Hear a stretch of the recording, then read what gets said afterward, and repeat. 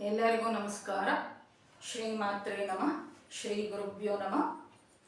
ಕಳೆದ ಒಂದು ಸಂಚಿಕೆಯಲ್ಲಿ ರಾಮನ ತಾಟಕ ಸಂಹಾರ ಆದ ನಂತರ ಎಲ್ಲ ಅಸ್ತ್ರಶಸ್ತ್ರಗಳನ್ನು ಉಪದೇಶ ಮಾಡಿದ ನಂತರ ವಿಶ್ವಾಮಿತ್ರರು ಮತ್ತು ರಾಮ ಲಕ್ಷ್ಮಣರು ಹಾಗೆ ಪ್ರಯಾಣವನ್ನು ಮುಂದೆ ಹೋಗಬೇಕಾದ್ರೆ ಅವ್ರಿಗೊಂದು ಆಶ್ರಮ ಕಾಣಿಸುತ್ತೆ. ಈ ಆಶ್ರಮ ಯಾರದು ಅಂತಂತಂದ್ರೆ ಹೇಳ್ತಾರೆ, ಇದು ವಾಮನ ಮೂರ್ತಿಯ ಒಂದು ಆಶ್ರಮ ಅಂತ ಹೇಳ್ತಾರೆ. ಯಾಕೆ ಈ ವಾಮನ ಮೂರ್ತಿಗಳು ಬಂದರು, ಯಾಕೆ ಬಲಿಚಕ್ರವರ್ತಿಯನ್ನು ಪಾತಾಳಕ್ಕೆ ತುಳಿದಾಕಿದ್ರು, ಇದೇನಪ್ಪ ಕತೆ ಅಂತ ನಾವು ಸ್ವಲ್ಪ ತಿಳ್ಕೊಳೋದಕ್ಕೆ ಪ್ರಯತ್ನ ಪಡೋಣಂತೆ. ಅಂತಂದ್ರೆ ನಾನು ಮತ್ತೆ ಹೇಳ್ತಾ ಇರ್ತೀನಿ, ರಾಮಾಯಣದ ಕಥೆಯಲ್ಲಿ ಒಂದು ಸ್ವಲ್ಪ ವಿರಾಮ ತಗೊಳೋಣಂತೆ, ಮುಂದಕ್ಕೆ ಹೋಗೋಣಂತೆ ಅಂತ ಹೇಳ್ತಾನೆ ಇರ್ತೀನಿ. ಒಂದ್ 2-3 ಎಪಿಸೋಡ್ ಒಂದು ಸರಿ ಈ ಕಥೆಗಳನ್ನ ಹೇಳ್ತಾನೆ ಇರ್ತೀನಿ. ಏನ್ ಮಾಡೋದು, ನಮ್ಮ ಗುರುಗಳು ಈ ಥರನೇ ಅಲ್ವಾ ಹೇಳೋದು, ಅವ್ರ ಥರನೇ ಯಥಾ ಗುರು ತಥಾ ಶಿಷ್ಯ ಅಂತ ಹೇಳ್ತಾರಲ್ಲ, ಅದಕ್ಕೋಸ್ಕರನೇ ನಾನು ಕೂಡ ಅವ್ರ ರೀತಿನೇ ಹೇಳ್ತಾ ಇರ್ತೀನಿ. ನಿಮ್ಗೆ ಯಾರಿಗಾದ್ರೂ ತೆಲುಗು ಬಂದಿದ್ರೆ ನಾನು ಹೇಳುವಂಥ ಕತೆ, ವಾಮನ ಮೂರ್ತಿ ಒಂದು ಅವತಾರದ್ದು ನಮ್ಮ ಒಬ್ಬ ಗುರುಗಳಾಗಿರುವಂಥ ಚಾಗಂಟಿ ಕೋಟೇಶ್ವರ ಅವರು ಬಹಳ ಅದ್ಭುತವಾಗಿ ಹೇಳಿದ್ದಾರೆ. ಅಂತಂದ್ರೆ ಕಣ್ಮುಚ್ಕೊಂಡು ಕೇಳಿದ್ರೆ ವಾಮನ ಮೂರ್ತಿ ಒಂದು ದರ್ಶನವೇ ಆಗುವಷ್ಟು ಕುಂಭಾವ ಸರಸ್ವತಿಗಳು ಆ ದರ್ಶನನೇ ಮಾಡಿಸ್ಬಿಡ್ತಾರೆ ಮಹನೀಯರು. ಯಾರಾದ್ರೂ ಇದ್ರೆ ತೆಲುಗು ಬರೋಂಗಿದ್ರೆ ಕೇಳ್ರಿ ಅಂತ ನಾನಿಲ್ಲಿ ಮನವಿ ಮಾಡ್ತಾ ಇದ್ದೀನಿ. ನಮ್ಮ ದೇಶ ಭಾಷೆಗಳು ಯಾವಾದ್ರೂ ಪರವಾಗಿಲ್ಲ, ಕೇಳ್ಬೋದಲ್ವ, ಭಗವಂತನ ಸಾನ್ನಿಧ್ಯವನ್ನು ಒಳ್ಳೇದು ಎಲ್ಲಿದ್ರೂ ಕೇಳ್ಬೇಕಾ ಅಂತಂತ ನಾನಿಲ್ಲಿ ಮನವಿ ಮಾಡ್ತಾ ಇದ್ದೀನಿ. ಮತ್ತೊಂದು ದೇಶ ಇಲ್ಲ, ಆಯ್ತಾ. ಹೀಗೆ ಯಾರು ಒಂದಾನೊಂದು ಸಮಯದಲ್ಲಿ ವಿರೋಚನನ ಮಗನಾಗಿರುವಂತಹ ಬಲಿಚಕ್ರವರ್ತಿ ತನ್ನ ಪರಾಕ್ರಮದೊಂದಿಗೆ ಇಂದ್ರನನ್ನು ನಿರ್ಬಂಧಿಸ್ತಾನೆ. ಆಗ ಶ್ರೀ ಮಹಾವಿಷ್ಣು ವಾಮನ ಮೂರ್ತಿಯಾಗಿ ಬಂದು ಬಲಿಯನ್ನು ಪಾತಾಳಕ್ಕೆ ತುಳಿದಾಕ್ತಾರೆ. ವಾಮನ ಮೂರ್ತಿ ತಪಸ್ಸನ್ನು ಮಾಡಿರುವಂತಹ ಆಶ್ರಮ ಅಂತ ಹೇಳ್ತಾರೆ. ನಾನಿಲ್ಲಿ ಸ್ವಲ್ಪ ಭಾಗವತದ ಕಥೆಯಲ್ಲಿ, ಶ್ರೀಮದ್ ಭಾಗವತ ಕಥೆಯಲ್ಲಿ ಅಲ್ಲಿನ ಕಥೆಯನ್ನು ವಿಹಂಗ ವೀಕ್ಷಣವಾಗಿ ಹೇಳ್ತೀನಿ ನೋಡ್ರಿ. ಯಾರು ಶುಕ್ಲಾಚಾರ್ಯರಿಗೆ ಮೃತ ಸಂಜೀವಿನಿ ವಿದ್ಯೆ ಇರುತ್ತೆ. ಅದಕ್ಕೋಸ್ಕರ ರಾಕ್ಷಸರು ತಪ್ಪು ಮಾಡಿದ್ರು ಏನ್ ಮಾಡ್ತಾ ಇರ್ತಾರೆ, ಅವ್ರನ್ನ ಮೃತ ಸಂಜೀವಿನಿ ವಿದ್ಯೆಯಿಂದ ಬದುಕಿಸ್ತಾ ಇರ್ತಾರೆ. ಇವಾಗ ಏನಾಗುತ್ತೆ ಅಂತಂದ್ರೆ, ಬಲಿಚಕ್ರವರ್ತಿ ತಪಸ್ಸನ್ನು ಮಾಡಿ ಎಂತಹ ಆಯುಧಗಳಿಂದಲೂ ದೇವತೆಗಳಿಂದಲೂ ಯಾರಿಂದಲೂ ನನಗೆ ಇದು ಮರಣ ಬರಬಾರ್ದು ಅಂತ ಅನ್ನುವಂಥ ಅದಕ್ಕೆ ಸಂಬಂಧಿಸಿರುವಂತ ರೀತಿಯ ವರವನ್ನು ಕೇಳ್ಕೊಳ್ತಾರೆ. ಅಂತಂದ್ರೆ ಆಯುಧಗಳಿಂದ ಸಾಯಿಸಬಾರ್ದು ಅಂತಂದ್ರೆ ಸಮುದ್ರದಲ್ಲಿ ಹೆಪ್ಪುಗಟ್ಟಿರುವಂತ ಒಂದು ಉಪ್ಪಿರುತ್ತಲ್ಲೋ ಅದನ್ನು ತೆಗೆದುಕೊಂಡು ಇವ್ರನ್ನ ಬಲಿಚಕ್ರವರ್ತಿನ ಇಂದ್ರ ಸಂಹಾರ ಮಾಡ್ತಾರೆ. ಆಗ ಶುಕ್ಲಾಚಾರ್ಯರು ತಮ್ಗೆ ತಿಳಿದಿರುವಂತ ಮೃತ ಸಂಜೀವಿನಿ ವಿದ್ಯೆಯಿಂದ ಅವ್ರನ್ನ ಬದುಕಿಸ್ತಾರೆ. ಅವರು ಏನ್ ಹೇಳ್ತಾರೆ ಅಂತಂದ್ರೆ, ಶ್ರೀ ಮಹಾವಿಷ್ಣು ರಾಕ್ಷಸರನ್ನು ಸಾಯಿಸೋದಕ್ಕೆ ಕಾರಣ ಏನು ಅಂತಂದ್ರೆ, ಅವ್ರು ದಾಳಿ ಮಾಡ್ತಾ ಇದ್ದಾರೆ ಮತ್ತೆ ಅವರ ಅಕ್ರಮಗಳಿಂದಲೇ ಅಲ್ವಾ, ಅದಕ್ಕೋಸ್ಕರ ನೀನು 1000 ಅಶ್ವಮೇಧ ಯಾಗವನ್ನು ಮಾಡು ಅಂತ ಶುಕ್ಲಾಚಾರ್ಯರು ಹೇಳ್ತಾರೆ. ಆಗ ಗುರುಗಳ ಒಂದು ಆಜ್ಞೆಯಿಂದ ಬಲಿಚಕ್ರವರ್ತಿ 999 ಅಶ್ವಮೇಧ ಯಾಗಗಳನ್ನ ಯಶಸ್ವಿಯಾಗಿ ಪೂರ್ತಿ ಮಾಡಿ 1000ನೇಯ ಅಶ್ವಮೇಧವನ್ನು ಮಾಡ್ತಾ ಇದ್ದಾಗ ಏನಾಗುತ್ತೆ ಅಂತಂದ್ರೆ, ಈ 1000 ಅಶ್ವಮೇಧ ಯಾಗಗಳು ಮಾಡಿದ್ರೆ ಏನಂತಂದ್ರೆ, ಅದು ಯಾರೇ ಮಾಡಿದ್ರು ಅವ್ರಿಗೆ ಇಂದ್ರ ಪದವಿಯನ್ನು ಕೊಡಬೇಕು ಅಂತ ಶಾಸ್ತ್ರದ ಹೇಳ್ತಾ ಇರ್ತಾರೆ. ಈ 1000ನೇ ಅಶ್ವಮೇಧ ಯಾಗ ಮಾಡಿದ್ರೆ ಏನಾಗುತ್ತೆ ಅಂದ್ರೆ, ಬಲಿಚಕ್ರವರ್ತಿ ಏನಾಗ್ತಾರೆ, ಇಂದ್ರ ಆಗ್ಬಿಡ್ತಾನೆ. ಬಲಿಚಕ್ರವರ್ತಿನ ಒಳ್ಳೆಯವನೇ, ಆದ್ರೆ ಆತನ ಸುತ್ತ ಇರುವಂತ ಪರಿವಾರ ಯಾವುದು, ರಾಕ್ಷಸ ಪರಿವಾರ ಅಲ್ವಾ, ಅದಕ್ಕೋಸ್ಕರ ನಾವು ಒಳ್ಳೆತನ, ನಮ್ಮ ಸಹವಾಸದಿಂದಲೇ ನಮ್ಮ ಒಳ್ಳೆತನ ಆಗ್ಲಿ ಕೆಟ್ಟತನ ಆಗ್ಲಿ ಎಷ್ಟು ಬದಲಾಗುತ್ತೆ ಅಂತಂತ ನಮ್ಗೆ ಗೊತ್ತಿರುತ್ತೆ. ನಾನು ಹೊಸದಾಗಿ ಹೇಳುವಂತ ಕೆಲಸ ಇಲ್ಲ. ಅದಕ್ಕೋಸ್ಕರನೇ ಅವಾಗ ಏನ್ ಮಾಡ್ತಾರೆ, ದಿತಿ ಮತ್ತು ಕಶ್ಯಪ ಪ್ರಜಾಪತಿಗಳಿಗೆ ಒಂದು ಮಗು ಹುಟ್ಟುತ್ತೆ. ಆ ಮಗು ಹುಟ್ಟಿದ ತಕ್ಷಣನೇ 6 ವರ್ಷದ ಮಗು ಆಗಿ ಹುಟ್ಟಿ ಉಪನಯನ ಮಾಡಿಕೊಂಡು ಎಲ್ಲಿಗೆ ಬರುತ್ತೆ ಅಂದ್ರೆ, ಬಲಿಚಕ್ರವರ್ತಿ ಯಾಗಮಂಟಪಕ್ಕೆ ಆಗಮಿಸುತ್ತಂತೆ. ಯಾಗಮಂಟಪಕ್ಕೆ ಆ ಚಿಕ್ಕ 6 ವರ್ಷದ ಮಗು ಹೆಂಗಿರುತ್ತೆ, ಒಂದು ಏಕವಸ್ತ್ರವನ್ನು ಕಟ್ಕೊಂಡು ಜನಿವಾರ ಹಾಕೊಂಡು ದರ್ಬೆ ಹುಲ್ಲನ್ನ ಡಾಬಾಗಿ ಹಾಕೊಂಡು ಒಂದು ಛತ್ರಿಯನ್ನು ಇಟ್ಕೊಂಡು ಮಹಾ ತೇಜಸ್ವಿ ಊರ್ಧಕುಂಡಗಳನ್ನು ಧರಿಸಿ ಮಹಾ ತೇಜಸ್ವಿಯಾಗಿ ಅಲ್ಲಿ ಬರ್ತಾ ಇರ್ತಾನಂತೆ. ಆತ ಬರ್ತದಂಗೆ ಅಲ್ಲಿ ಯಾಗಕುಂಡಗಳು, 1000 ಯಾಗಕುಂಡಗಳಲ್ಲಿ ಇರುವಂತ ಅಗ್ನಿ ಮೇಲಕ್ಕೆ ಪ್ರಜ್ವಲಿಸುತ್ತಂತೆ. ಅಂದ್ರೆ ಯಾರಾದ್ರೂ ಅವತಾರ ಪುರುಷರು ಬಂದಾಗ ಏನಾಗುತ್ತೆ, ಈ ತರ ಅಗ್ನಿ ಪ್ರಜ್ವಲಿಸುತ್ತೆ, ಪ್ರಕೃತಿ ಮಾತನಾಡುತ್ತೆ ಅಂತ ಹೇಳ್ತಾ ಇರ್ತಾರೆ. ಈ ರೀತಿ ಬರ್ತಾ ಇರುವಂತಹ 6 ವರ್ಷದ ಮಗುವನ್ನು ನೋಡ್ಬಿಟ್ಟು ಬಲಿ ಬಲಿಚಕ್ರವರ್ತಿಯ ಮಗಳಾಗಿರುವಂತ ರತ್ನಮಾಲ ಅನ್ಕೊಂತಾಳಂತೆ. ಎಷ್ಟು ಮುದ್ದಾಗಿದೆ ಈ ಮಗುವನ್ನು ಈಗಲೇ ಎತ್ಕೊಂಡ್ಬಿಟ್ಟು ನನ್ನ ಸ್ತನ್ಯವನ್ನು ನೀಡ್ಲಾ, ನನ್ನ ಹಿರಿಯ ಹಾಲನ್ನು ನೀಡ್ಲಾ ಅಂತ ಆಸೆಯಿಂದ ನೋಡ್ತಾರಂತೆ. ಬಂದಿರುವಂತರಾರು ಶ್ರೀ ಮಹಾವಿಷ್ಣುವೇ ವಾಮನ ಮೂರ್ತಿಯಾಗಿ ಬಂದಿದ್ದಾರಲ್ವಾ, ತಾಯಿ ಮಮಕಾರ ತೋರಿಸಿರೋದ್ರಿಂದ ಅವ್ರಿಗೆ ವರ ಕೊಡ್ತಾರಂತೆ, ನಾನು ಕೃಷ್ಣ ಪರಮಾತ್ಮನಾಗಿ ಬರ್ತೀನಿ, ಆಗ ನೀನು ಪೂತನೆಯಾಗಿ ಬಾ, ನಿನ್ನ ಆಸೆಯನ್ನು ತೀರಿಸ್ತೀನಿ, ನಿನ್ನ ಹಾಲನ್ನು ಎರಡು ತೊಟ್ಟು ಕೊಡದ್ಬಿಟ್ಟು ನಿಮಗೆ ಮುಕ್ತಿಯನ್ನು ನೀಡ್ತೀನಿ ಅಂತ ಆಗ ಹೇಳಿರುವಂಥದ್ದು. ಯಾರು ಭಾಗವತದಲ್ಲಿ ಬರುವಂತ ಪೂತನ ಪೂರ್ವ ಜನ್ಮದಲ್ಲಿ ಪೂತನೆ ಯಾರು ರತ್ನಮಾಲಾಳು ಅಂತ ನಾವಿಲ್ಲಿ ತಿಳ್ಕೊಬೇಕಾಗುತ್ತೆ. ಆ ಥರ ಬಂದ ತಕ್ಷಣನೇ ಬಲಿಚಕ್ರವರ್ತಿಗೆ ಇಷ್ಟು ಚಿಕ್ಕ ಮಗು, ನಾವು ಈಗಲೂ ಚಿಕ್ಕ ಮಕ್ಕಳು ಬಂದ್ರೆ ನಮ್ಮ ಅಟೆನ್ಷನ್ ಎಲ್ಲ ಎಲ್ಲಿರುತ್ತೆ, ಆ ಚಿಕ್ಕ ಮಕ್ಕಳ ಕಡೆನೇ ನಮ್ಮ ಪ್ರೀತಿ ಹೋಗ್ತಾ ಇರುತ್ತಲ್ವ. ಯಾಕೆ ಅಂತಂದ್ರೆ ಅವರು ಅಷ್ಟು ನಿಷ್ಕಲ್ಮಶವಾಗಿರ್ತಾರಲ್ವ. ಯಾರು ಮಕ್ಕಳನ್ನ ನೋಡಿ ಯಾರು ಅಟ್ರಾಕ್ಷನ್ ಆಗೋದಿಲ್ಲ, ಎಲ್ಲರೂ ಆಕರ್ಷಿತವಾಗ್ತಾರೆ. ಒಂದು ಚಿಕ್ಕ ಸ್ಮೈಲ್, ಅದೆಷ್ಟೇ ಕಷ್ಟದಲ್ಲಿ ಇದ್ರು ಒಂದು ಚಿಕ್ಕ ಕಿರುನಗೆ ಮಕ್ಕಳು ನೋಡಿದ್ರೆ ಬರುತ್ತಲ್ವಾ, ಆಗ ಏನಪ್ಪ ಇಷ್ಟು ತೇಜಸ್ಸಿನಿಂದ ಇರುವಂತ ಮಗು ಬಂದಿದ್ದಾನೆ ಅಂತ ಸ್ವಂತ ಬಲಿಚಕ್ರವರ್ತಿನೇ ಎದ್ದೋಗಿ ಯಾರಪ್ಪ ನೀನು, ನಿನ್ಗೆ ಏನ್ ಬೇಕಪ್ಪ ಅಂತ ಕೇಳ್ತಾರಂತೆ. ಅವಾಗ ಒಂದು ಪದ್ಯ, ಅದ್ಭುತವಾಗಿರುವಂತ ಪದ್ಯ. ಅಂತಂದ್ರೆ ನಾನು ನಿನ್ನ ಊರು ಯಾವುದು, ನಿನ್ನ ತಂದೆ ತಾಯಿ ಯಾರು, ನಿನ್ನ ಸ್ವಸ್ಥಳ ಯಾವುದು ಅಂತಂದ್ರೆ ಅದಕ್ಕೆ ಅದ್ಭುತವಾಗಿರುವಂತ ಪದ್ಯವನ್ನು ಪೋತನಾಮಾಚಾರ್ಯರು ಅಂತ ತೆಲುಗಲ್ಲಿ ಒಬ್ರು ಇದ್ದಾರೆ. ನನ್ನ ಮಾತೃಭಾಷೆ ತೆಲುಗು ಆಗಿರೋದ್ರಿಂದ ತೆಲುಗು ಅಂತ ಹೇಳ್ತಾ ಇದ್ದೀನಿ. ನಾನು ಅದನ್ನು ಕೇಳಿರೋದು. ನಮ್ಮ ಕನ್ನಡ ಭಾಷೆಯಲ್ಲೂ ಸಾಹಿತ್ಯ ಸಂಪತ್ತು ಏನು ಕಡಿಮೆ ಇಲ್ಲ. ನಾನು ಓದಿಲ್ಲ ಅಷ್ಟೇ, ನನ್ನ ಪರಿಚಯ ಇಲ್ಲ. ಎಷ್ಟು ಸಾಹಿತ್ಯ ಭಂಡಾರ ಇದೆಯಲ್ವಾ. ನೋಡಿ, 4,75,000 ಇದು ಕೀರ್ತನೆ ಬರೆದಿರುವಂಥ ಪುರಂದರದಾಸರು ನಮ್ಮ ಕರ್ನಾಟಕದವರು. ನಾನು ತೆಲುಗು ಅಂತ ಹೇಳ್ತಾ ಇದ್ದೀನಿ ಅಂತ ಮತ್ತೊಂದು ರೀತಿ ಅಂದ್ಕೋಬೇಡ್ರಿ ಆಯ್ತಾ. ಏನು ಎಲ್ಲಿಗೆ ಇದು ಮಾಡಿದೆ, ಪೋತನಾಮತ್ಯರು ಬರೆದಿದ್ರು ಅಂತ ಹೇಳಿ.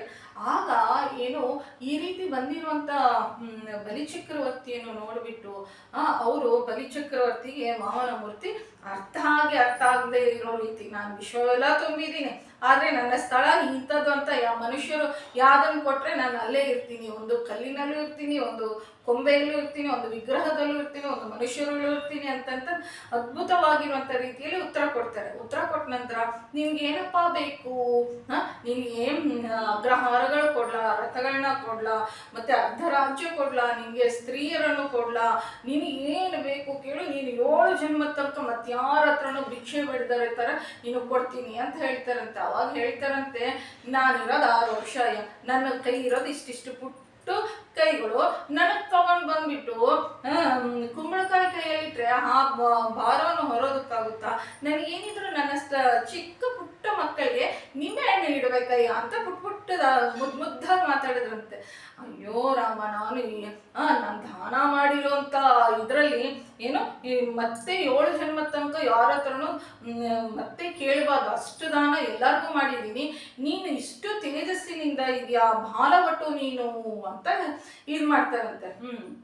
ಹೇಳಿದಾಗ ನಾನು ಕೇಳಿದ್ದು ಕೊಟ್ರೆ ನಾನು ಇರ್ತೀನಿ, ಇಲ್ಲ ಅಂತಂದ್ರೆ ನೀನು ಕೊಡೋದಿಲ್ಲ ಅಂತಂದ್ರೆ ಹೋಗ್ಬಿಡ್ತೀನಿ ಅಂತದೇನು ಕೇಳಿದ್ರು ಅಂದ್ರೆ ಅವರ ಪುಟ್ಟ ಹೆಜ್ಜೆಯಲ್ಲಿ 3 ಹೆಜ್ಜೆಯನ್ನು ನನಗೆ ಕೊಡು ಅಂತ ಕೇಳ್ತಾರಂತೆ. ಇಷ್ಟ ಇಲ್ಲದೆ ಇರುವಂತ ಮನಸ್ಸಿನಲ್ಲಿ ಹೆಂಡತಿಯನ್ನು ಕರೆದ್ಬಿಟ್ಟು ನನಗೆ ಧಾರಾಪಾತ್ರದಿಂದ, ನೀರಿನ ಒಂದು ಧಾರೆಯಿಂದ ನನಗೆ ಭೂಮಿಯನ್ನು ದಾನ ಮಾಡು ಅಂತಂತಂದ್ರೆ ಅಲ್ಲಿ ಯಾರು ಈ ಗುರುಗಳಾಗಿರುವಂತ ಅವ್ರ ಗುರುಗಳು, ಇಷ್ಟು ಮುಂಚೆನೆ ಹೇಳಿದೆ ಮರ್ತೋಗ್ಬಿಟ್ಟೆ, ಸಾರಿ. ಏನೋ ಅವರ ಗುರುಗಳು ಬಂದು ಆ ಒಂದು ಕಮಂಡಲಕ್ಕೆ ಶುಕ್ಲಾಚಾರ್ಯರು ಬಂದು ಅಡ್ಡ ಬೀಳ್ತಾರಂತೆ. ಬೇಡ ಕಾಣೋ, ಬಂದಿರುವಂತ ವಿಷ್ಣುಮೂರ್ತಿ ನೀನ್ ದಾನವನ್ನು ಕೊಡಬೇಡ ಅಂತ ಹೇಳ್ತಾರಂತೆ. ಅವಾಗ ಹೇಳ್ತಾರಂತೆ, ಎಲ್ಲಾರ್ಗೂ ದಾನವನ್ನು ನೀಡುವಂತ ವಿಷ್ಣುಮೂರ್ತಿ ಅಂದ್ರೆ ಸಿರಿಯನ್ನೇ ತನ್ನ ಹೆಂಡತಿಯಾಗಿ ಕಂಟ್ರೋಲ್ ಇಟ್ಕೊಂಡಿರುವಂತ ವಿಷ್ಣುಮೂರ್ತಿ ಇವಾಗ ನನ್ನ ಕೈ ಮೇಲಿದ್ರೆ ಅವ್ರ ಕೈ ಕೆಳಗಿದ್ಯಾ, ನನ್ನ ಪ್ರಾಣ, ನನ್ನ ಆಸ್ತಿ, ನನ್ನ ಪರಿವಾರ, ನನ್ನ ರಾಜ್ಯ ಹೋಗ್ಲಿ, ನಾನು ಅವ್ರಿಗೆ ದಾನ ಕೊಟ್ಟೇ ಕೊಡ್ತೀನಿ ಅಂತ ಗುರುಗಳ ಮಾತನ್ನು ಕೇಳಿದರೆ ಅಲ್ಲಿ ಶಾಪವನ್ನು ಕೂಡ ಶುಕ್ಲಾಚಾರ್ಯರು ಕೊಡ್ತಾರಂತೆ. ಕೊಟ್ಬಿಟ್ಟು ನಂತರ ಬೇಜಾರು ಪಟ್ಬಿಟ್ಟು ಇವನು ಹಾಳಾಗಿ ಹೋಗ್ತಾನಲ್ಲ ನನ್ನ ಶಿಷ್ಯ ಅಂತ ಅಂದ್ಕೊಂಡು ಏನ್ ಮಾಡ್ತಾರೆ, ಆ ಕಮಂಡಲಕ್ಕೆ ಅಡ್ಡ ಹೋಗಿ ಕೂತ್ಕೊಳ್ತಾರಂತೆ.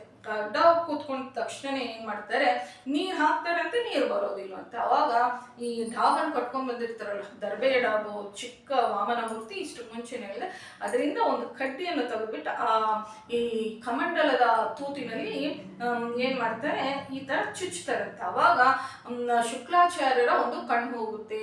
ಅದಕ್ಕೋಸ್ಕರನೇ 2 ಕಣ್ಣಿರುವಂತ ಶುಕ್ಲಾಚಾರ್ಯರು ಏನ್ ಮಾಡ್ತಾರೆ, ಒಂದು ಕಣ್ಣಿನ ಶುಕ್ಲಾಚಾರ್ಯರು ಅಂತ ಅವತ್ತಿಂದ ಕರೀತಾರಂತೆ. ಇದರಿಂದ ನಾವೇನ್ ತಿಳ್ಕೊಬೇಕು ಅಂತಂದ್ರೆ, ಯಾರಾದ್ರೂ ದಾನ ಮಾಡ್ಬೇಕಾದ್ರೆ, ಧರ್ಮ ಕಾರ್ಯಕ್ಕೋಸ್ಕರ ದೇವಾಲಯಗಳಿಗೆ ದಾನ ಮಾಡ್ಬೇಕಾದ್ರೆ ನಾವು ಅಡ್ಡ ಬಿದ್ರೆ ನಮ್ಗೆ ಭಗವಂತ ಶಿಕ್ಷೆ ಕೊಡ್ತಾನೆ ಅಂತ ನಾವು ಈ ಕಥೆಯಿಂದ ಕೇಳ್ಬೇಕಾಗುತ್ತೆ. ಆ ತರ ಕಣ್ಣು ಹೋದ ತಕ್ಷಣ ಅವರು ಏನು ಇದು ನೋವನ್ನು ತಟ್ಕೊಂಡ್ಲಾರ್ದಲ್ಲಿ ಹೊರಗಡೆ ಬಂದ್ಬಿಡ್ತಾರೆ.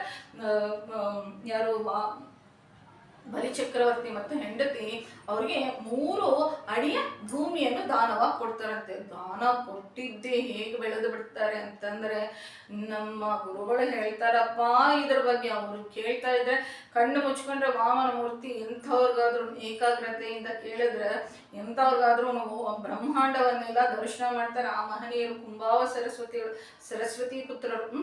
ಆಗ ದಾನ ಕೊಟ್ಟ ತಕ್ಷಣನೇ ಬಲಿಚಕ್ರವರ್ತಿ, ಒಬ್ಬ ಪೋತನಾಮಾತ್ಯರು ಅಂತ ನಾನು ಹೇಳಿದ್ನಲ್ಲ ಆಂಧ್ರದವರು, ಅವರು ಸೂರ್ಯನನ್ನು ಆಧಾರ ಮಾಡಿಕೊಂಡು ವಾಮನ ಮೂರ್ತಿ ತ್ರಿವಿಕ್ರಮನಾಗಿ 3 ಲೋಕಕ್ಕೆ ಹೇಗೆ ಬೆಳೆದ್ರು ಅಂತ ತೋರಿಸ್ಕೊಡ್ತಾರೆ.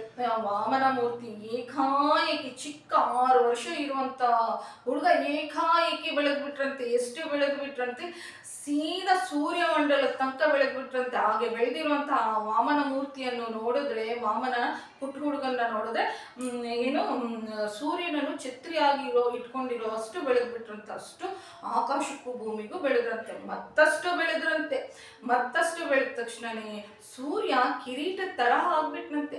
ಮತ್ತಷ್ಟು ಬೆಳೆದ್ರಂತೆ. ಆಗ ತಿಲಕ ಇಟ್ಕೊಂಡಂಗೆ ಅಂದ್ರೆ ಕುಂಕುಮ ಇಟ್ಕೊಂಡಿರೋ ತರ ವಾಮನ ಮೂರ್ತಿಗೆ ಸೂರ್ಯ ಆದ್ರಂತೆ. ಆ ನಂತರ ಇನ್ನೂ ಸ್ವಲ್ಪ ಬೆಳೆದ್ರೆ ಕುಂಕುಮಕ್ಕಿಂತ ಕೆಳಗೆ ಇವು ಯಾವ ತಾಟಂಕಗಳು, ಆ ಕಿವಿಯ ಆವರಣದಂತೆ ಸೂರ್ಯ ಕಾಣಿಸ್ತಾ ಇದ್ದಾನಂತೆ ಆ ಚಿಕ್ಕ ಹುಡುಗನಿಗೆ.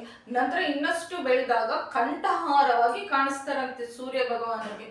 ಮತ್ತಷ್ಟು ಬೆಳೆದಾಗ ಕೈಗಳಿಗೆ ಹಾಕೊಳ್ಳುವಂತ ಆಭರಣದ ತರ ಕಾಣಿಸ್ತಾರಂತೆ. ಮತ್ತಷ್ಟು ಬೆಳಿತಾರಂತೆ ಏನು ವಾಮನ ಮೂರ್ತಿ ಧರಿಸಿರುವಂತ ಡಾಬಿನ್ ತರ ಕಾಣಿಸ್ತಾರಂತೆ. ಮತ್ತಷ್ಟು ಬೆಳಿತಾರಂತೆ. ಅವರು ಕಾಲಿಗೆ ಇಟ್ಕೊಂಡಿರುವಂತ ಗಜ್ಜೆ ಕೆಳಗಾದ ತರ ಮಂಜೀರ ಅಂತಂತಾರೆ, ಆ ಮಂಜೀರದ ತರ ಕಾಣಿಸ್ತಾರಂತೆ. ಇನ್ನಷ್ಟು ಬೆಳೆದಾಗ ಸೂರ್ಯ ಪಾದಪೀಠಿಕೆಯಾಗಿ ಬೆಳೆದು ಬಿಡ್ತಾರಂತೆ. ಆಗ ಒಂದು ಕಾಲನ್ನು ಸೀದಾ ಬ್ರಹ್ಮಲೋಕದ ತನಕ ಎತ್ತು ಬಿಡ್ತಾರಂತೆ. ಬ್ರಹ್ಮಲೋಕದ ತನಕ ಎತ್ತಿದ ತಕ್ಷಣನೇ ದೇವತೆಗಳು ವಿಷ್ಣುಮೂರ್ತಿ ಪಾದ ಬಂತು ಅಂತ ಕೋಲಾಹಲ ಮಾಡ್ಬೇಕಾದ್ರೆ ಬ್ರಹ್ಮದೇವರು ತಪಸ್ಸಿನಲ್ಲಿ ಇದ್ದಂಥವ್ರು ನಿಟ್ಟು ಬಿದ್ದು ಎದ್ದು ಬಿಡ್ತಾರಂತೆ. ಅವಾಗ ಏನು ಇಷ್ಟು ಕೋಲಾಹಲ, ಯಾಕೆ ಇಷ್ಟು ಗಲಾಟೆ ಮಾಡ್ತಾ ಇದ್ದಾರಂತೆ, ನಿನ್ನ ಜನಕನಾಗಿರುವಂತ ವಿಷ್ಣುಮೂರ್ತಿ ಬೆಳೆದು ಬರ್ತಾ ಇದ್ದಾನೆ ಅಂತಂದ್ರೆ ಯಾರು ಬ್ರಹ್ಮದೇವರು ಏನು ದುಃಖ ಪಡ್ತಾರಂತೆ. ನನ್ನ ತಂದೆ ಬರ್ತಾ ಇದ್ದಾರೆ, ಅವರು ಪಾದ ತೊಳೆಯೋದಕ್ಕೆ ಅಷ್ಟು ಶ್ರೇಷ್ಠವಾಗಿರುವಂತ ಗಂಗೆ ಇಲ್ವಲ್ಲ ಅಂತಂದ್ರೆ, ಮಗನ ಒಂದು ಮನಸ್ಸನ್ನು ತಿಳಿದು ಇರುವಂತ ವಿಷ್ಣುಮೂರ್ತಿಯನ್ನು ತನ್ನ ಪಾದದಿಂದ ಗಂಗೆ ಉದ್ಭವ ಆಗ್ತಾಳೆ. ಏನು ವಿಷ್ಣು ಪಾದೋದ್ಭವನಿ ಅಂತ ಹೇಳ್ತಾರೆ. ಗಂಗಮ್ಮ ಶ್ರೀ ಮಹಾವಿಷ್ಣುವ ಪಾದದಲ್ಲಿ ಹುಟ್ಟಿರುವಂತ ಪಾವನಿ ಅಂತ ಹೇಳ್ತಾರೆ. ಈ ತರ ಹುಟ್ಟಿರುವಂತ ಗಂಗಮ್ಮ ಏನಾಗ್ತಾಳೆ, ಬ್ರಹ್ಮದೇವರ ಕಮಂಡಲವನ್ನು ಸೇರ್ಕೊಳ್ತಾಳೆ. ಆ ನೀರಿನಿಂದ ಕಾಲನ್ನು ತೊಳಿತಾರಂತೆ. ಅವಾಗ ವಾಮನ ಮೂರ್ತಿ ಕೇಳ್ತಾರಂತೆ, ಭೂಮಿ ಆಗೋಗ್ಬಿಡ್ತು, ಆಕಾಶ ಆಗೋಗ್ಬಿಡ್ತು, ಮತ್ತೆಲ್ಲಿ ನಾನು ಇನ್ನೊಂದು ಅಡಿ ಎಲ್ಲಿಡ್ಬೇಕಪ್ಪ ಅಂತಂತಂದ್ರೆ, ಅವಾಗ ಬಲಿಚಕ್ರವರ್ತಿ ನವವಿಧ ಭಕ್ತಿಗಳಲ್ಲಿ ಅಹಂಕಾರಕ್ಕೆ ಶರಣಾಗತಿಗೆ ಬಲಿಚಕ್ರವರ್ತಿಯನ್ನು ಹೇಳ್ತಾರೆ. ಅವರು ಎಲ್ಲಾ ಅಹಂಕಾರಕ್ಕೂ ಸ್ಥಾನವಾಗಿರುವಂತ ನನ್ನ ಶಿರಸ್ಸಿನ ಮೇಲೆ ನಿನ್ನ ಪಾದವನ್ನು ಇಡು ಅಂತ ಹೇಳ್ತಾರಂತೆ. ಆಗ ತನ್ನ ದೊಡ್ಡದಾಗಿರುವಂತ ಪಾದವನ್ನು ಈ ವಾಮನ ಮೂರ್ತಿ ಮೇಲೆ ಇಟ್ಟು ಅವರು ಪಾತಾಳಕ್ಕೆ ತುಳಿದಾಕ್ಬಿಡ್ತಾರೆ. ಪಾತಾಳಕ್ಕೆ ಯಾರನ್ನ ವಾಮನ ಮೂರ್ತಿಯನ್ನು ತುಳಿದಾದ ತಕ್ಷಣನೇ ಯಾಕೆ ಸಂಹಾರ ಮಾಡೋದಿಲ್ಲ ಅಂತಂದ್ರೆ, ಅವ್ರು ಕೆಟ್ಟ ಕೆಲಸ ಮಾಡೋದಿಲ್ಲ. ಅವ್ರ ತಾತ ಆಗಿರುವಂತ ಪ್ರಹ್ಲಾದರಿಗೆ ಏನ್ ನೀಡಿರ್ತಾರೆ, ಇನ್ನೊಂದು 21 ತಲೆಮಾರು ನಿಮ್ಮ ವಂಶದಲ್ಲಿ ಯಾರನ್ನು ನಾನು ಸಂಹಾರ ಮಾಡೋದಿಲ್ಲ ಅಂತ ವಿಷ್ಣುಮೂರ್ತಿ ನರಸಿಂಹರಾಗ ಬಂದಾಗ ವರವನ್ನು ಕೊಟ್ಟಿರ್ತಾರಲ್ವಾ. ಆಗ ಏನಾಗುತ್ತೆ ಅಂತಂದ್ರೆ, ತುಳಿದ ತಕ್ಷಣನೇ ಪಾತಾಳ ಲೋಕಕ್ಕೆ ಚಕ್ರವರ್ತಿಯನ್ನಾಗಿ ಮಾಡ್ತಾರಂತೆ. ಚಕ್ರವರ್ತಿಯನ್ನು ಮಾಡಿದ ನಂತರ ಏನು ಒಮ್ಮೆ ಈ ಒಬ್ಬ ದೇವತೆಯವರು ಬಲಿಚಕ್ರವರ್ತಿಯ ದರ್ಶನಕ್ಕೆ ಬಂದಿರ್ತಾರಂತೆ. ಒಂದು ಕಾಂತಿವಾಗಿರುವಂಥ ದ್ವಾರಪಾಲಕನನ್ನು ನೋಡ್ಕೊಂಡು ಒಳಗಡೆ ಬಲಿಚಕ್ರವರ್ತಿಯನ್ನು ಹೋಗಿ ಕೇಳ್ತಾರಂತೆ, ಹೊರಗಡೆ ಇರುವಂಥ ಅತ್ಯಂತ ಕಾಂತಿಯಿಂದ ಇರುವಂಥ ದ್ವಾರಪಾಲಕ ಯಾರು ಅಂತಂದ್ರೆ ನನ್ನನ್ನು ಪಾತಾಳಕ್ಕೆ ತುಳಿದಿದ್ದಾರಲ್ವ ಶ್ರೀ ಮಹಾವಿಷ್ಣು, ಅವರೇ ದ್ವಾರಪಾಲಕರಾಗಿ ಇದ್ದಾರೆ ಅಂತ ಹೇಳ್ತಾರಂತೆ. ಭಗವಂತನ ಕಾರುಣ್ಯಕ್ಕೆ ಪರಿಮಿತಿ ಎಲ್ಲಿದೆ, ತಾನು ಪಾತಾಳಕ್ಕೆ ತುಳಿದಾಕಿದ್ದೀನಿ ಅಂತ ಆ ಬಲಿಚಕ್ರವರ್ತಿಗೆ ಏನೋ ದ್ವಾರಪಾಲಕರಾಗಿದ್ದಾರಲ್ಲ, ಏನಂತ ಹೇಳಬೇಕು ಭಗವಂತನ ಒಂದು ಕಾರುಣ್ಯವನ್ನು ಅಲ್ವಾ. ನಾವು ಬಲಿಚಕ್ರವರ್ತಿ ಈಗಲೂ ನಮ್ಮನ್ನು ನೋಡೋದಕ್ಕೆ ಬರ್ತಾ ಇರ್ತಾರೆ ಅಂತ ನಾನು ಕಳೆದ ಒಂದು ಸಂಚಿಕೆಯಲ್ಲಿ ಹೇಳಿದೆ. ಅಂತಂದ್ರೆ ನಾವು ದೀಪಾವಳಿ ದಿನ ಬಲಿಪಾಡ್ಯಮಿ ಅಂತ ಹೇಳ್ತೀವಿ. ಬಲಿಪಾಡ್ಯಮಿಯನ್ನು ಕೇರಳದಲ್ಲಿ ವಿಶೇಷವಾಗಿ ಓಣಂ ಅಂತ ಮಾಡ್ಕೊಳ್ತಾರೆ. ಬಲಿಪಾಡ್ಯಮಿ ದಿನ ನಾವು ರಂಗೋಲಿ ಹಾಕ್ತೀವಿ. ರಂಗೋಲಿಯಲ್ಲಿ ಕೆಲವಷ್ಟು ಶಾಸ್ತ್ರ ಪ್ರಕಾರ ಒಂದು ಹಸುವಿನ ಸಗಣಿಯಲ್ಲಿ ಅಲ್ಲಿ ಬಲಿಚಕ್ರವರ್ತಿ ಬರ್ತಾರೆ, ಅವ್ರಿಗೆ ಪೂಜೆ ಮಾಡಬೇಕು ಅಂತ ಕೂಡ ನಮ್ಮ ಶಾಸ್ತ್ರಗಳು ಹೇಳುತ್ತಲ್ವ. ಆ ಬಲಿಚಕ್ರವರ್ತಿಗೆ ಈ ರಾಜ ಅಲ್ವಾ, ಅವರು ನಮ್ಮ ಮೇಲೆ ಅಪಾರವಾಗಿರುವಂತ ಪ್ರೀತಿ ಇರುತ್ತಂತೆ. ಆ ದಿನ ಭೂಮಂಡಲಕ್ಕೆ ಬಂದ್ಬಿಟ್ಟು ನಮ್ಮೆಲ್ಲರನ್ನು ನೋಡ್ಕೊಂಡು ಹೋಗ್ತಾರೆ ಅಂತ ನಮ್ಮ ಶಾಸ್ತ್ರಗಳು ಹೇಳುತ್ತೆ. ಈ ರೀತಿ ರಾಮಾಯಣದಲ್ಲಿ ಬಹಳಷ್ಟು ವಿವರಗಳನ್ನು ಅಂತಂದ್ರೆ ಒಂದು ಚಿಕ್ಕ ಪುಟದಲ್ಲಿ ಅನಂತವಾಗಿರುವಂತಹ ಜ್ಞಾನ ಇರುತ್ತೆ ಅಂತ ಹೇಳ್ತಾರೆ. ಈ ವಾಮನ ಮೂರ್ತಿ ಕತೆ ನಾವು ಸತ್ಯನಾರಾಯಣ ಸ್ವಾಮಿ ಪೂಜೆ ಮಾಡ್ತೀವಿ, ಮತ್ತೆ ಮಕ್ಕಳಿಗೆ ಉಪನಯನ ಮಾಡ್ತೀವಿ, ಮತ್ತಷ್ಟು ಇದರ ಹಬ್ಬ ಎಲ್ಲ ಮಾಡ್ತೀವಿ. ಅಲ್ಲೇನೋ ಒಂದು ಚಿಕ್ಕದಾಗಿರುವಂಥ ತಪ್ಪು ನಡೆದಿರುತ್ತೆ, ಗೊತ್ತಿಲ್ಲದೆ. ಆದರೆ ಆ ತಪ್ಪನ್ನೆಲ್ಲ ಕ್ಷಮಿಸಿ ಭಗವಂತ ಸ್ವೀಕಾರ ಮಾಡಬೇಕು ಅಂತಂದ್ರೆ ಈ ಎಲ್ಲ ಕ್ರತುಗಳಾದ ನಂತರ ವಿಹಂಗ ವೀಕ್ಷಣೆಯಾಗಾದ್ರೂ ಈ ವಾಮನ ಮೂರ್ತಿ ಚರಿತ್ರೆಯನ್ನು ಹೇಳ್ಕೋಬೇಕು ಅಂತ ನಮ್ಮ ಶಾಸ್ತ್ರಗಳು ಹೇಳುತ್ತೆ. ಇಷ್ಟು ಶುಭದಾಯಕವಾಗಿರುವಂಥದ್ದು ಯಾವುದೋ ವಾಮನ ಮೂರ್ತಿ ಚರಿತ್ರೆ. ಈ ತ್ರಿವಿಕ್ರಮರಾಗಿ ಬೆಳೆದಿರುವಂಥ ವಿಷ್ಣುಮೂರ್ತಿಗೆ ನಮಸ್ಕಾರವನ್ನು ಮಾಡ್ಕೊಂತ ಅವರು ಎಲ್ಲೆಲ್ಲೂ ವ್ಯಾಪಿಸಿರ್ತಾರಲ್ವ, ಅಷ್ಟು ವ್ಯಾಪಿಸಿರುವಂಥ ಭಗವಂತ ನಾಮಸ್ಮರಣೆ ಮಾತ್ರಕ್ಕೆ ನಮ್ಮ ಹತ್ರ ಓಡೋಡಿ ಬಂದ್ಬಿಡ್ತಾನಲ್ವ, ಅಷ್ಟು ಕಾರುಣ್ಯ ಮೂರ್ತಿ. ಜೈ ಶ್ರೀರಾಮ್, ಸದ್ಗುರುನಾಥ್ ಮಹಾರಾಜ್ ಕಿ ಜೈ. ರಾಮಾಯಣದ ಉಳಿದಿರುವಂಥ ಕಥೆನ ಬರೋ ಸಂಚಿಕೆಯಲ್ಲಿ ಮುಂದುವರಿಸ್ತೀನಿ ಅಂತ ಹೇಳ್ತಾ ಇದ್ದೀನಿ. ನಮ್ಮ ಚಾನಲ್ ಇಷ್ಟ ಆಗಿದೆ ಸಬ್ಸ್ಕ್ರೈಬ್ ಮಾಡ್ಕೊಳ್ಳಿ, ಶೇರ್ ಮಾಡಿ ಹಾಗೂ ಲೈಕ್ ಮಾಡಿ. ಕೇಳಿದ್ದಕ್ಕೆ ಎಲ್ಲರಿಗೂ ಧನ್ಯವಾದಗಳು.